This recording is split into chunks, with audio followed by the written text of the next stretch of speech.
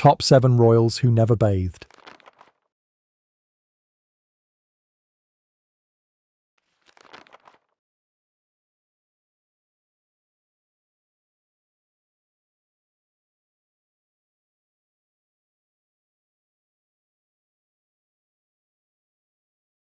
In this episode, we discuss top 7 royals who almost never bathe, and trust me, number 1 will shock you. Versailles, a palace of mirrors, gold, and perfection. But if you stepped past the shiny halls, you'd find something far less royal, the overwhelming smell of rot and waste, and at the center of it all, Louis XIV, the Sun King, glowing with power and body odor. Louis hated baths. He only took 2 during his entire reign. Instead, he covered himself in thick perfumes and wore clothes designed to trap the scents, but also the sweat, bacteria, and dead skin. His royal doctors told him water was dangerous, so they told him to avoid it at all costs, even when his skin started to break open with sores. His stench was legendary. Servants fainted. Foreign guests gagged. His body was described as overpowering, with a constant smell of rotting wounds and sour perfume. And Versailles itself was no better. There were no proper toilets, so people relieved themselves behind curtains and under staircases. The palace looked like heaven, but smelled like a public sewer in hell. Peter the Great changed Russia forever. He built cities, ships, and brought modern ideas from the West. But while he transformed his nation, he forgot to clean himself. Peter was known to wear the same dirty clothes for days or even weeks. He'd sweat through bloody battles, drunken parties, and even performed surgeries himself, all while wearing the same filthy outfit. His beard went unwashed, his hair tangled into greasy clumps. He smelled like a mix of vodka, gunpowder, and grave dirt. Foreign diplomats wrote back to Europe in horror. One even fainted during a meeting, not from fear but from the sheer power of the Tsar's smell. Even worse, his followers copied him. If Peter didn't wash, then no one else did either. His entire court became a festering pit of filth. Peter dragged Russia into the future, but his hygiene stayed stuck in the Stone Age. The legendary Elizabeth I, the Virgin Queen, presided over England's dazzling Golden Age. She shattered the Spanish Armada, inspired the genius of Shakespeare, and wielded power with unmatched intellect and charisma. Her image was everything: the iconic alabaster complexion, the fiery wigs, the impossibly elaborate gowns. But this meticulously crafted facade concealed a horrifying, toxic reality. Elizabeth bathed only once a month, and even then, reportedly only whether she needed it or not. Her obsession with appearance manifested not in cleanliness, but in dangerous camouflage. Her famed flawless complexion, a lethal illusion. It was achieved through layers of thick, chalky white lead makeup, a known poison, each application sealed in the grime and sweat of the previous days, creating a brittle, cracking mask that slowly killed the skin beneath. Her magnificent hairpieces, wigs weren't cleaned. They were merely doused in powder and drenched in perfume, trapping old oils and scalp secretions. Her iconic gowns, rarely washed. Instead, she relied on a vast, rotating wardrobe, a strategy of olfactory deception, hoping the sheer volume of garments would diffuse the smell. But beneath the toxic paint and perfumed veils, Elizabeth's body was in revolt. The lead ravaged her skin, causing agonizing blisters, lesions, and suppurating sores. It likely contributed to her losing her teeth, suffering debilitating migraines, and enduring chronic pain. Visitors often noted the Queen's imposing, almost untouchable distance. While power demanded formality, the truth was far more primal. Proximity to Gloriana was a hazard. The closer one got to the dazzling Virgin Queen, the more overwhelming the stench of decay beneath the powder and perfume became. Her distance wasn't just regal, it was a necessary barrier against the physical reality of her unwashed, poisoned existence. To stand near Elizabeth was to breathe in the dark cost of her radiant, rotten glory. She unified Spain, launched Columbus across the Atlantic, and crushed entire cultures beneath her crusading boots. But Queen Isabella of Castile also did something even more shocking. She only bathed twice in her entire life, once when she was born and once on her wedding day. That's it. Why? Isabella believed that water didn't purify the body, it corrupted the soul. She thought cleanliness was sinful, even dangerous. At the time, doctors warned people that bathing opened the pores and invited disease, demons, and death to creep in. So Isabella declared war on water and hid behind thick layers of heavy clothing.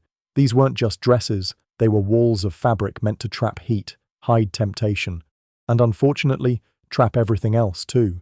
Her clothes often stayed on for weeks or even months, only removed when they literally fell apart. Inside those rotting layers, her skin became home to colonies of lice, armies of fleas, and rashes that spread like wildfire. The air around her reeked so badly, servants had to burn incense just to breathe. Picture this, a queen giving royal orders while surrounded by clouds of perfume and smoke, trying to mask a stench strong enough to make your eyes water.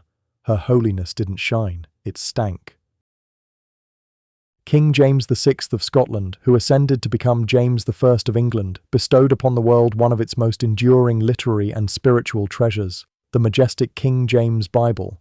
Its language shaped faith and culture for centuries. Yet the man behind this divine gift was, by all accounts, a walking, talking health crisis. James harbored a pathological terror of bathing. He viewed water not as cleansing, but as a treacherous enemy, a liquid assassin that sapped vital strength and invited disease. His solution? A multi-layered assault on the senses. Mountains of unwashed clothing, rivers of cheap cologne, often merely masking, not removing, and oceans of his own accumulated sweat. He rarely shed his elaborate, heavy court attire. He famously slept fully clothed, often still encased in stiff velvet and even his mud-caked boots. Physicians attending him left horrified notes. His hands were perpetually ingrained with dirt, his fingernails packed with black grime, and his breath. Let's just say it carried the weight of 1,000 unspoken sins, far from heavenly. Adding another layer to the horror, James possessed an intense, almost paralyzing phobia of being touched. Many historians whisper this wasn't mere paranoia, it was a grim self-awareness. He knew. Courtiers didn't maintain a respectful distance solely due to protocol. They did it for survival. Approaching the king required not just deference but genuine courage, the courage to endure a stench frequently described as akin to moldy cheese tightly swaddled in damp, rancid wool. Imagine the reverence demanded while bowing low before a monarch whose very presence was a physical assault. Henry VIII of England, the larger-than-life tyrant, the 6 times married monarch, the breaker of churches and maker of laws. His appetites were gargantuan, for food, wine, women, power, and spectacle. Yet, for a king whose very being seemed defined by excess, one earthly pleasure was conspicuously, disgustingly absent: the bath. Henry embodied the Tudor paradox. Surrounded by unparalleled luxury, draped in cloth of gold and jewels, presiding over feasts of staggering extravagance, yet stewing in his own accumulating filth. Like his contemporaries, he held a deep-seated belief that frequent bathing opened the body to dangerous miasmas and illness, weakening the robust constitution he prized, especially in his younger athletic years. Water was suspect. The true weapons against odor were perfume, pomander balls clutched tightly to the nose, and layers upon layers of rich fabrics. Ointments were slathered on, not to cleanse but to mask. As his body ballooned with gluttony and his health catastrophically declined, the infamous, suppurating leg ulcers, the bouts of fever, the probable type 2 diabetes, the situation became dire. Imagine the sheer volume of the king, a mountain of flesh, perpetually sweating, his ulcerated leg weeping pus and blood into bandages that were likely changed infrequently. The stench of necrosis mingled with the cloying sweetness of rose or ambergris perfume, the stale reek of old wine and rich, decaying food particles caught in his beard, which he reportedly wiped but rarely washed properly, and the pervasive odor of unwashed skin and soiled undergarments trapped beneath his vast, jeweled costumes. His palaces, though grand, lacked effective sanitation. Rushes on the floor, meant for freshness, became rancid sponges soaked in spilled ale, food scraps, and worse.